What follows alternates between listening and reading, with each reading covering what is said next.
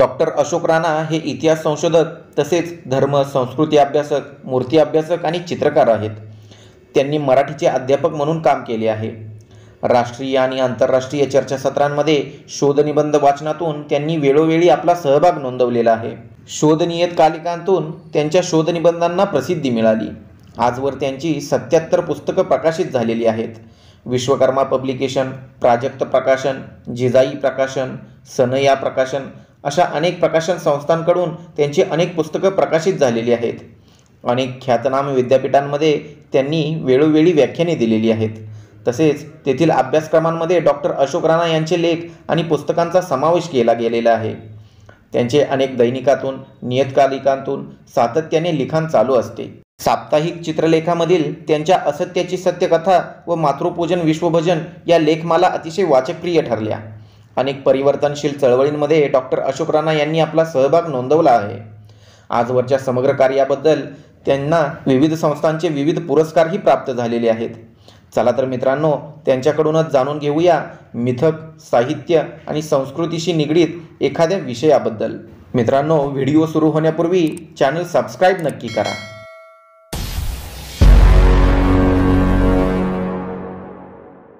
नमस्कार मित्रांनो, आपण शिवचरित्रावर जी काही छोटी छोटी पुस्तकं माझी प्रकाशित झाली त्याचा आढावा आतापर्यंत घेतला. ही बहुतेक पुस्तकं जिजाई प्रकाशननी प्रकाशित केली आहे.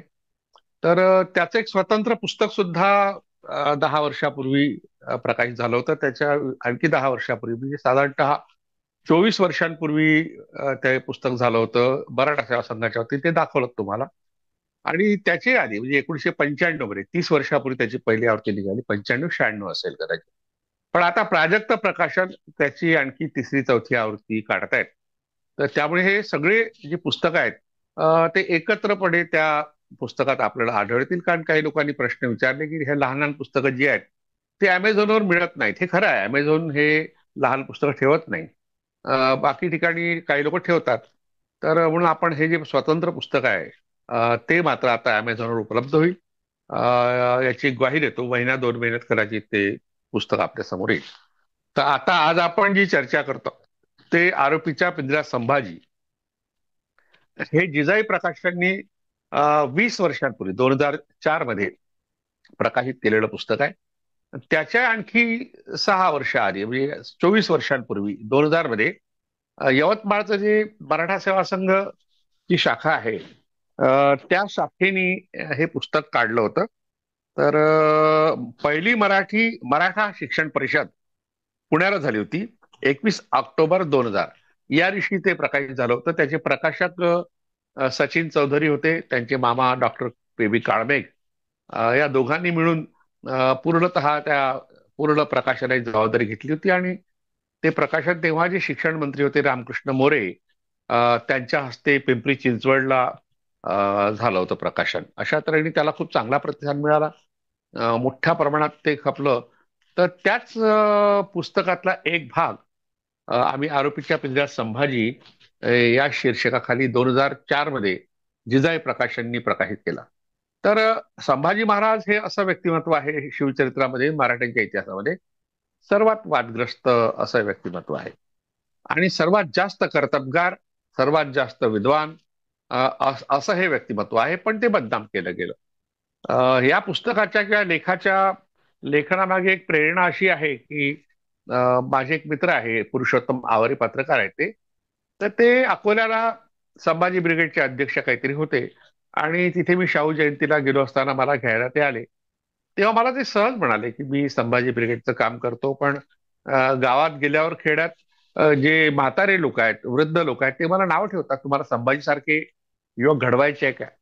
म्हणजे आधीच्या पिढीच्या मनावर जे प्रतिबिंब आहे संभाजी महाराजांच्या चरित्र आणि चारित्र्याचं, त्याचा हा परिणाम होता की संभाजी महाराज बदफैली, व्यसनी, राज्य बुडव्या वगैरे जे जे आरोप संभाजी महाराजांवर लोकांनी केले आतापर्यंत, तर ते आरोप अजूनही डोक्यात लोकांच्या आहेत. तर ते निघून जावेत यासाठी मग मी हा लेख लिहिला. तेव्हा जवळपास 1 आठवडा मी एकसारखा लिहित होतो आणि मला अतिशय संताप आला की इतका मोठा माणूस मराठ्यांच्या इतिहासातला, त्याला इतक्या मोठ्या प्रमाणात बदनाम केलं गेलं, मोठा अन्याय झाला त्या माणसावर. तर शेवटी त्या संतापाचं रूपांतर तापात झालं आणि मला डॉक्टरला बोलवावं लागलं. ते डॉक्टर म्हणजेच काळमेघ होते. त्यांनीच ते पुस्तक पुढे पब्लिश केलं. ती थोडी पार्श्वभूमी सांगतो की हा संताप आपल्या मनात येतो. आपल्याला जर कळलं की संभाजी महाराज अशा तऱ्हेने फार मोठं व्यक्तिमत्व होतं भारताच्या इतिहासात, महाराष्ट्राच्या इतिहासात, मराठ्यांच्या इतिहासात, पण त्यांना बदनाम केलं गेलं. तर का केलं गेलं त्याची कारणं या पुस्तकात दिलेली आहेत. एक तर संभाजी महाराजांचं बालपण जे आहे ते अतिशय खडतर गेलं. कारण त्यांची आई सईबाई ही ते जन्मल्यानंतर 2 वर्षानंतरच मरण पावली. 1657 हा जन्माचं वर्ष आहे संभाजी महाराज, 14 मे 1657. आणि मग त्यांचा जो मृत्यू हृदयद्रावक रीतीने झाला तो 1689 मध्ये. त्यांना फार कमी तसं आयुष्य मिळालं. पण या कमी आयुष्यात सगळ्यात जास्त त्यांनी जो खजिना भरला, मराठ्यांच्या स्वराज्याचा खजिना भरला, किल्ले मिळवले जे गेले होते शिवरायांच्या हातून, अशा तऱ्हेने प्रगती केली. पण प्रगती करणाऱ्या माणसाला वाईट लेखलं गेलं. ही एक शोकांतिका आहे आपल्या इतिहासाची. तर त्याची कारणं अशी होती. एक महत्वाचं कारण असं होतं की मल्हार रामराव चिटणीस याचा उल्लेख मी काल केला. 1812 मधली त्याची बखर आहे. म्हणजे संभाजी महाराजांच्या मृत्यूनंतर 122 वर्षानंतर लिहिलेली बखर आहे. म्हणजे 1811 किंवा 12, 11ही सांगतात काही लोक, ठीक आहे. तर 122 वर्षानंतर संभाजी महाराज गेल्यानंतर 122 वर्षानंतर अशा तऱ्हेची जी बखर लिहिली, सप्तक प्रकरणात्मक चरित्र शिवाजी महाराजांचं. आणि संभाजी महाराजांवर त्यांनी जे पुस्तक लिहिलं त्यामध्ये संभाजी महाराजांची बदनामी केली. त्याला स्त्रीलंपट ठरवलं, चरित्रहीन ठरवलं, राज्य बुडव्या केलं, व्यसनाधीन केलं. आता हे का केलं गेलं त्याची कारणं मग वासी बेंद्रेंनी त्यांच्या संभाजी महाराजांच्या पुस्तकात ती स्पष्ट केली. 1962 मध्ये हे पुस्तक प्रकाशित झालं. आणि नंतरच्या काळात अलीकडे डॉक्टर जयसिंगराव पवार यांनी छत्रपती संभाजी स्मारक ग्रंथ काढला. त्या ग्रंथामध्ये सगळ्या आरोपांची शहानिशा केली आहे आणि ते आरोप कसे चुकीचे आहे हे त्यांनी सिद्ध केलंय.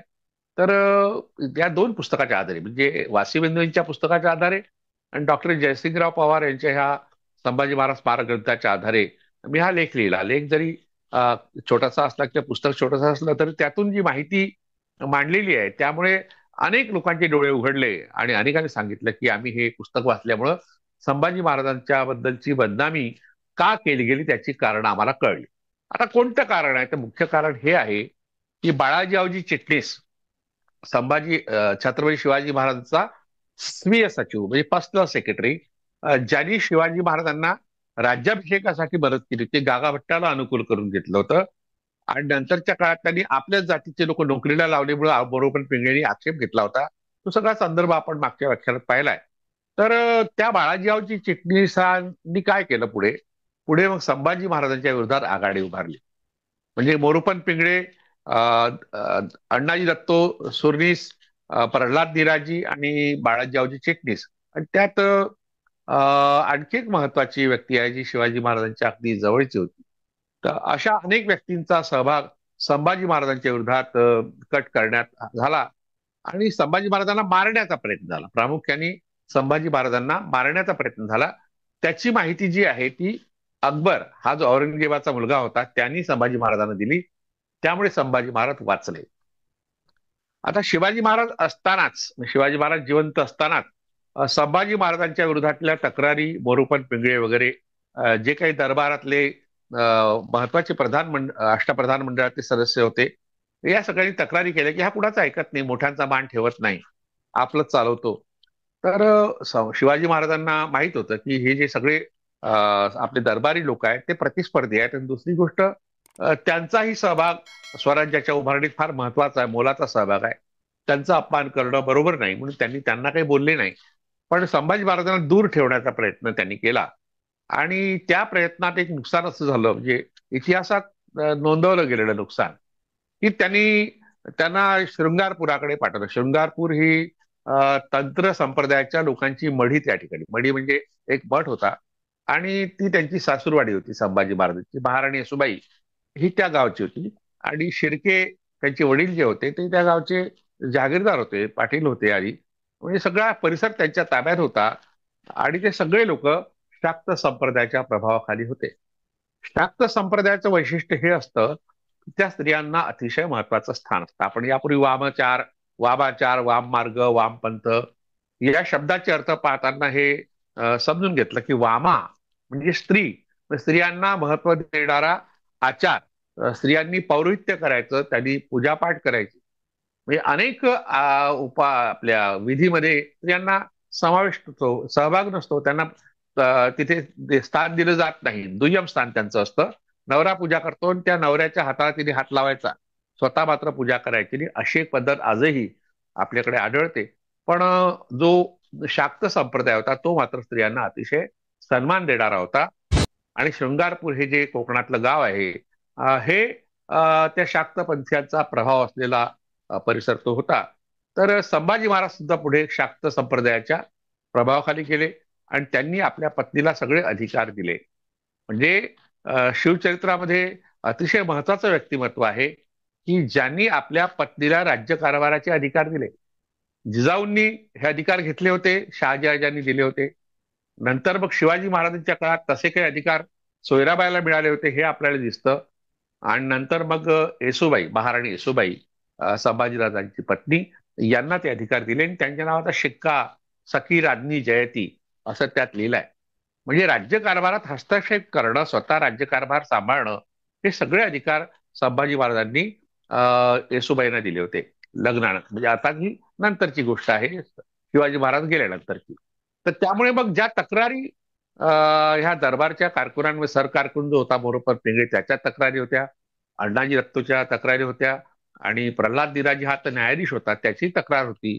हिरोजी फर्जंद, जे नाव बघा मी सांगितलं नाही, हिरोजी फर्जंद हे शिवाजी महाराज सारखे दिसायचे अगदी. म्हणजे बरेचदा शिवाजी महाराजांना वाचवण्यात त्यांचा सहभाग होता, अतिशय महत्वाचं व्यक्तिमत्व होतं. आणि बाळाजी आवजी चिटणीस हा तर सुयासची होता. हे 4 ते 5 मंडळी अशी होती जी शिवाजी महाराजांच्या मर्जीतली होती. या सगळ्या लोकांना असं वाटत होतं आपण राजा व्हावं.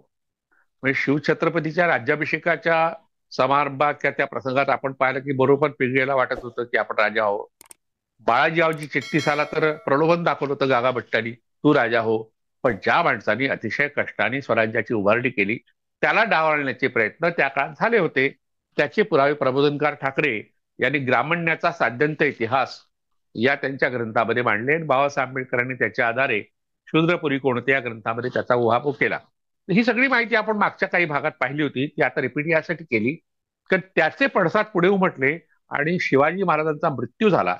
हा मृत्यू संशयास्पद असा मृत्यू आहे, कारण तो कशाने झाला, काय झाला, याबद्दलची नेमकी माहिती अजूनही उपलब्ध नाही.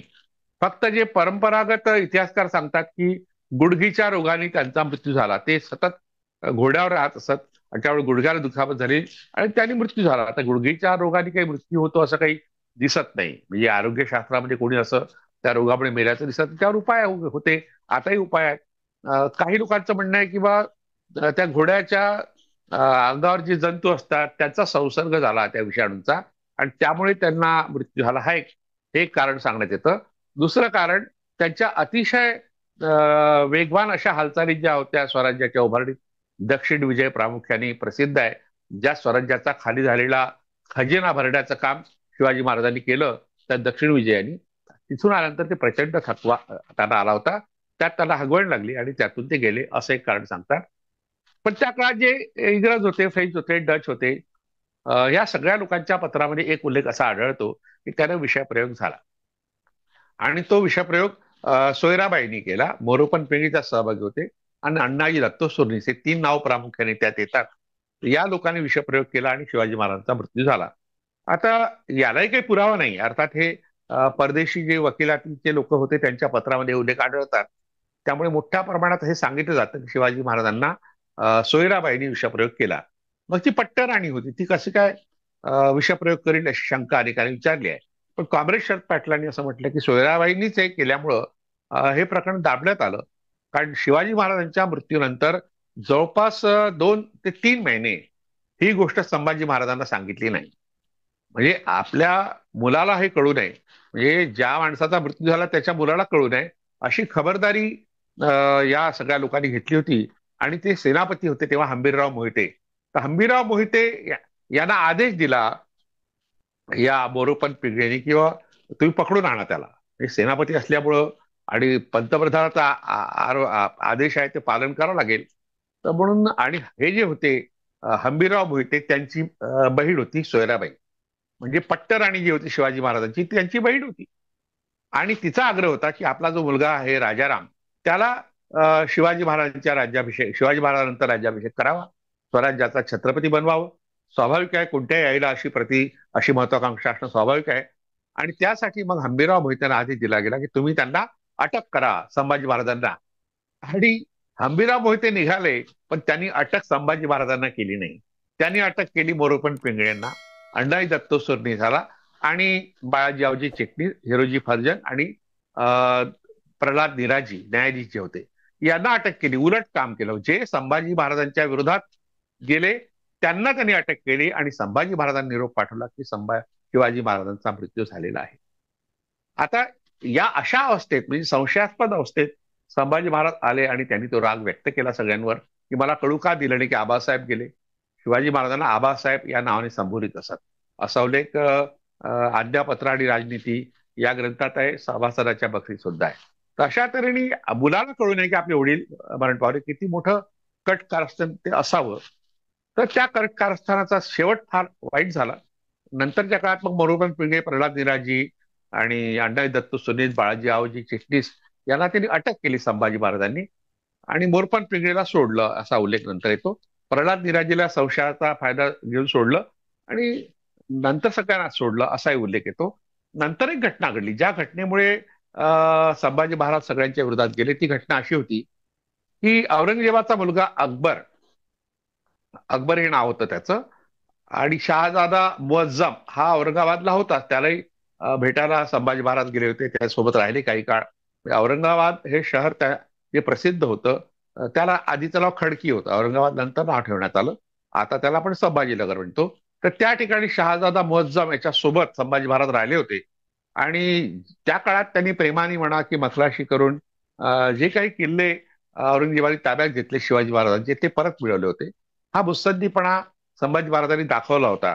तर या पार्श्वभूमीवर अकबर जो होता तो अतिशय कमकुवत, अशक्त, कर्तबगार नसलेला, कर्तृत्वशून्य असा, कमजोर अशक्त असा मुलगा होता औरंगजेबाचा. पण तो औरंगजेबाच्या विरोधात गेला होता, आणि त्यांनी मग संभाजी महाराजांना पत्र लिहिलं की आपण याच्यावर स्वारी करावी, दिल्लीवर स्वारी करावी, औरंगजेबाला हरवावं, आणि आणि मग तुला आम्ही हे जे मुघल सल्तनत आहे, मुघल सल्तनतचा बादशाह संभाजी महाराजांना करू, अशा प्रकारचं आश्वासन अकबरांनी संभाजी महाराजांना दिलं होतं. ते पत्र उपलब्ध आहे, म्हणजे ही काल्पनिक गोष्ट नाही आहे. सेतू माधवराव पगडींनी यावर प्रकाश टाकला या पत्रावर प्रामुख्याने.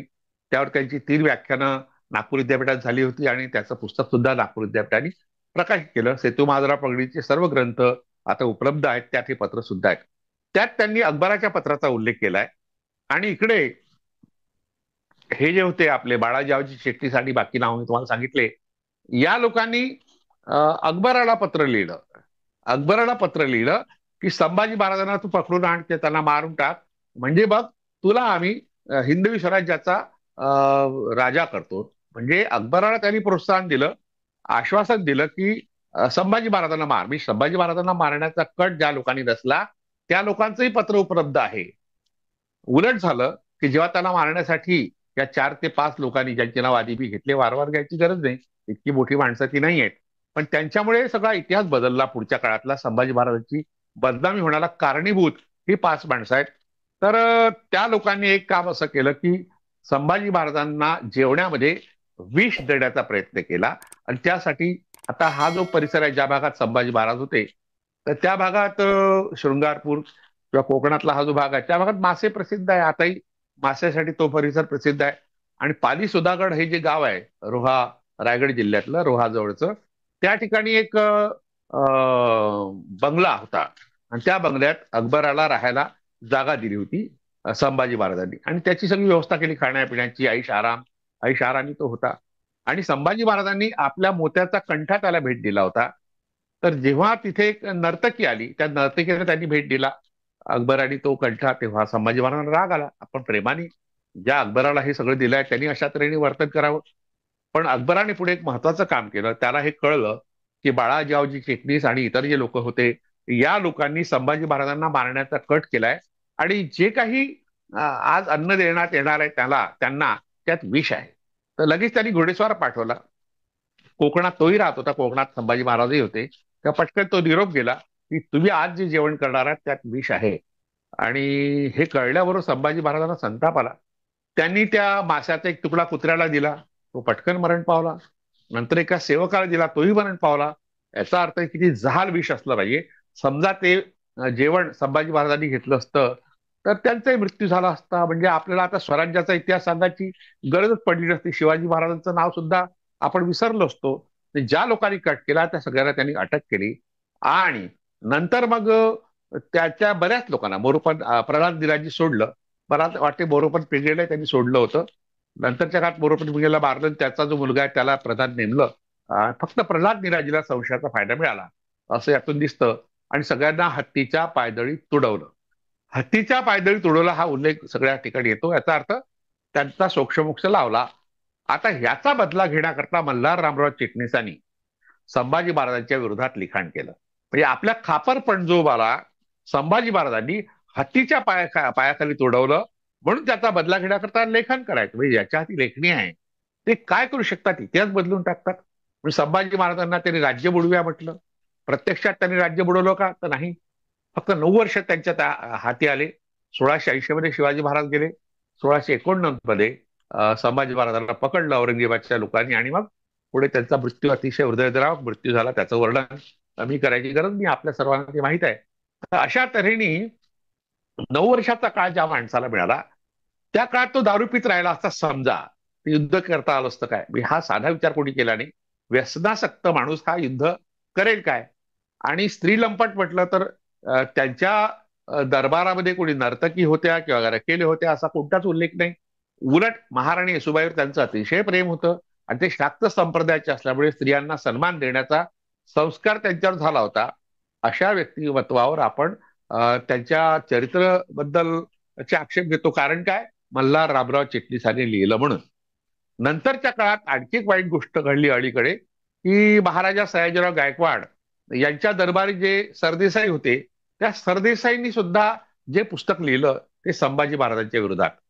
आणि ह्या 2-3 पुस्तकाच्या आधारे जी काही पुस्तकं लिहिली गेली, चरित्र लिहिलं गेलं, नाटकं लिहिली गेली, त्या सगळ्या नाटकामध्ये सिनेमामध्ये संभाजी महाराजांना चरित्रहीन दाखवलं गेलं. त्या सगळ्याचा आढावा या पुस्तकात मी घेतला आहे. आणि त्यातल्या त्यात जे आपले वासी बेंद्रे ज्यांनी संभाजी महाराजांचं चरित्र लिहिण्याकरता इंग्लंडमध्ये गेले, तिथून अस्सल कागदपत्र मिळवली, त्यांच्या नकला केल्या. आणि हा सगळा इतिहास जो सांगितला गेलाय गोसा सरदेसाई पर्यंतचा, तो खोटा कसा आहे हे सिद्ध करण्याचं काम वासी बेंद्रेंनी केलं. म्हणून त्यांचे उपकारच आहे आपल्यावर. तर त्यांच्याही ग्रंथाच्या आधारे, आणि जयसिंगराव पवारांनी तर संभाजी महाराज गौरव ग्रंथ, स्मारक ग्रंथच काढलाय, त्यामुळे सुद्धा हे सगळ्या वादाची चर्चा केली आहे. तर माझ्या या पुस्तकाच्या लिखाणामागे हे 2 ग्रंथ प्रामुख्याने आहेत. त्या आणखी पूरक काही ग्रंथांचा मी उपयोग केला. पण याच्या शेवटी, या पुस्तकाच्या शेवटी हे सगळं चुकीचं कसं आहे हे सिद्ध करण्याचा प्रयत्न केला. पण हे सगळं करताना मला अतिशय संताप आला होता. मी उल्लेख केला, त्या संतापाचं रूपांतर तापात आलं. म्हणजे कोणत्याही व्यक्तीला जो शिवप्रेमी आहे, शिवाजी महाराजांवर प्रेम करतो, संभाजी महाराजांवर प्रेम करतो, त्यांना संताप येणारी ही घटना आहे. म्हणून त्याला आरोपीच्या पिऱ्यात ज्या लोकांनी टाकलं त्या लोकांच्या बद्दलची माहिती, त्यामागची कारणं, ती माहिती चुकीची कशी आहे. आता त्या व्यसनासक्ततेबद्दल एक फक्त उल्लेख या ठिकाणी करणं आवश्यक आहे. कारण ग्रँड डफ यांनी जो इतिहास लिहिला, आणि विशेषतः शिवाजी महाराजांचा मराठीचा इतिहास लिहिला, त्यात यदुनाथ सरकारचा उल्लेख मी यापूर्वीच्या एका भागात केला होता. यदुनाथ सरकारांनी एका पत्राचा उल्लेख करून सत्ता मदाचा कैफ या अर्थाचा एक शब्द वापरला. म्हणजे सत्ता मद म्हणजे मदचा अर्थ मद्य घेतला लोकांनी, आणि कैफचा अर्थ माज असा घेतला. आणि तशा प्रकारचं त्याचं भाषांतर, डबच्याच वाक्याचं भाषांतर करताना, इंग्रजीचं चुकीचं भाषांतर करताना संभाजी महाराजांना बदनामी करणारी कथानक लिहिली. 1962 मध्ये हे पुस्तक प्रकाशित झालं, संभाजी महाराजांवरचं वासी बेंद्रेचं. आणि याच वर्षी रायगडाला जेव्हा जाग येते हे नाटक वसंत कानेटकरांनी लिहिलं. आता हे पुस्तक प्रकाशित झालं, त्याला राज्य सरकारचा पुरस्कार मिळाला. इतकी सगळी माहिती उघडकीस आल्यानंतर सुद्धा, म्हणजे वसंत कानेटकरांनी संभाजी महाराजांना बदफैली दाखवणं, व्यसनासक्त दाखवणं, राज्यपुढे दाखवणं, हा हेतुपुरस्सर केलेला कटकारस्थानाचा भाग आहे. किंवा पुबा भावे यांनी राजमस्तकाचा आदेश मध्ये जे काही लिहिलंय संभाजी महाराजांच्या विरोधात, किंवा राम गणेश गडकरींनी रासन्यास नाटकात ते लिहिलंय. आता राम गणेश गडकरी जे नाटक लिहिलंय मला वाटतं 1942च्या दरम्यानचा ते आहे. ते हा वासी बेंद्रेच्या इतिहासाच्या आधीच आहे. पण त्याचा वापर सगळ्याच नाटककारांनी केला, सेमात केला. आता सिरियल ज्या दाखवतात त्यातही अशा तऱ्हेने चुकीची माहिती येते. त्या सगळ्या माहितीचा परामर्श या पुस्तकात घेतलाय. प्रामुख्याने गोदावरी तिच्यावर बलात्कार केला, की अण्णाजी दत्तो सोदनीसची मुलगी होती, अशा प्रकारचा उल्लेख करणारी आता एक सिरियल आली होती संभाजी महाराजावर. त्यात ते अमोल कोल्हे वगैरे काम केलं होतं. तर त्या लोकांनी सुद्धा गोदावरी ही संभाजी महाराजांची मुलगी मैत्रीण होती लहानपणची असं दाखवलंय. अतिशय खोटा इतिहास टीव्ही सिरियलच्या माध्यमातून. महिनाभर गोदावरी खेळवली. मी त्यांना फोन केला, कोणी माझा फोन उचलला नाही. मी संतापलो. मग मी फेसबुकवर पोस्ट टाकली की त्यांना निषेध करा. मग इंद्रजीत सावंतांना मी फोन केला, जे त्याचे मार्गदर्शक होते. त्यांना म्हटलं चुकीचं आहे कसं का तुम्ही मांडता सगळं. इंद्रजीत सावंत म्हणाले की ते माझं काही ऐकत नाही, मी राजीनामा देतो त्या पदाचा सल्लागार. म्हटलं राजीनामा देऊ नका, इतिहास बरोबर लिहा आणि विशेषतः तो दुरुस्त करा, चुकीचं लोकांपुढे येऊ देऊ नका. तरी गोदावरीची कथा त्यात भेदाभर सांगण्यात आली. गोदावरी हे पूर्णतः काल्पनिक पात्र आहे. अण्णाजी दत्तो सोदनीसला मुलगी होती याचा काही पुरावा नाही. मुलगी असेल तर त्याला गोदावरी होता याचा काही पुरावा नाही. याविषयी द ग गोडसे यांनी लिहिलंय आणि गुळवणी नावाचे पन्हाळगडाचे अभ्यासक होते, त्यांनी लिहिलंय की जे गोदावरीचं स्मारक म्हणून दाखवलं जातं पन्हाळगडाच्या पायथ्याशी, हे गोदावरीचं स्मारक नाही आहे. हे सगळ्या गोष्टी उघडकीस आल्यानंतर सुद्धा नाटककार कसे केले येऊ शकतात. आत्ता 5-6 वर्षापूर्वी आपण ही सिरियल पाहिली, यातही खोटा इतिहास कसा काय लिहिला जाऊ शकतो. याचा अर्थ खरा इतिहास स्वीकारण्याची आपली तयारी नाही. संभाजी महाराजांबद्दल आपल्या मनात जे कलुषित असं वातावरण आहे तेच आपण दाखवत राहतो. संभाजी महाराज इतकं मोठं व्यक्तिमत्व आहे शिवचरित्राच्या संदर्भात, मराठ्याच्या इतिहास संदर्भात, महाराष्ट्राच्या इतिहास संदर्भात, जे समाज क्रांतिकारक असं व्यक्तिमत्व आहे, ज्यांनी अस्पृश्यता विरोधी काम केलं, ज्यांनी स्त्रियांच्या सन्मानार्थ काम केलं. स्वतः संस्कृतचे विद्वान होते. बुधभूषण नावाचा ग्रंथ लिहिला. बुधभूषण या ग्रंथाचा शीर्षक आहे, त्याचा अर्थ होतो विद्वानांचा दागिना, विद्वानांना भूषण वाटावं असा ग्रंथ. आणखी नख शिख वगैरे 7 ग्रंथ त्यांच्या नावानी आहे. संस्कृतचा इतका मोठा पंडित व्यसनासक्त कसा असेल. ज्यांनी शिवरायांच्या हातून गेलेले किल्ले परत आणले 9 वर्षात केवळ, स्वराज्याचा खजिना भरला, तो माणूस व्यसनासक्त बदपैली कसा काय असेल. तर राज्य बुडूया म्हणण्याची हिंमत कशी काय झाली.